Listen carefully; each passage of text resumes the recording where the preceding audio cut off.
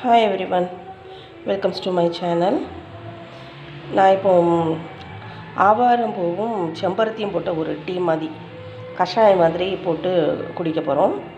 அது அநேகமாக டெய்லியுமே வீக்லி ஒரு 4 days அப்படி அநேகமாக சாப்பிட்ருவோம். நாங்கள் மார்னிங்கில் ஒரு அரை கிளாஸும் ஈவினிங்கில் ஒரு அரை கிளாஸும் குடிச்சிருவோம். இதில் ஆவாரம் பூ எடுத்துருக்குறோம். இங்கே அடிக்கடி நல்லா ஃப்ரெஷ்ஷாகவே கிடைக்கும். செம்பருத்தி பூ இன்றைக்கி 3 பூ தான் இருந்தது.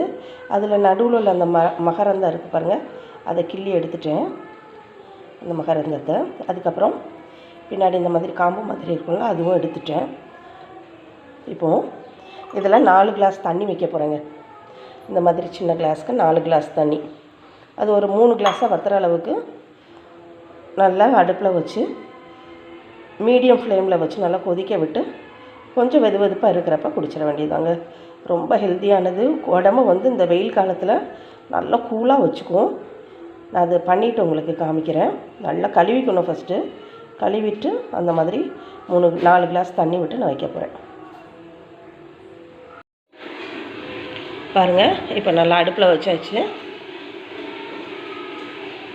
தண்ணி விட்டு நல்லா வச்சாச்சு. மீடியம் ஃப்ளேமில் வச்சு நல்லா கொதிக்க விடணும்.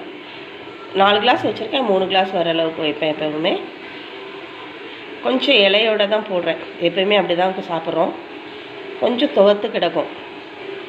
சாப்பிடும்போது கசப்பாக இருக்காது, கொஞ்சம் துவப்பாக இருக்கும். பாடி நல்லா கூல் பண்ணும். நீங்களும் உங்கள் வீட்டில் வச்சு பாருங்கள். ஓகே ஃப்ரெண்ட்ஸ், தேங்க்யூ ஃபார் வாட்சிங்.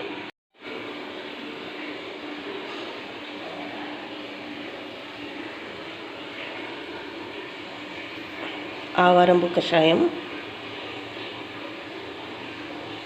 ஆவாரம்பூவும் செம்பருத்தியும் போட்டிருக்கிறேன்.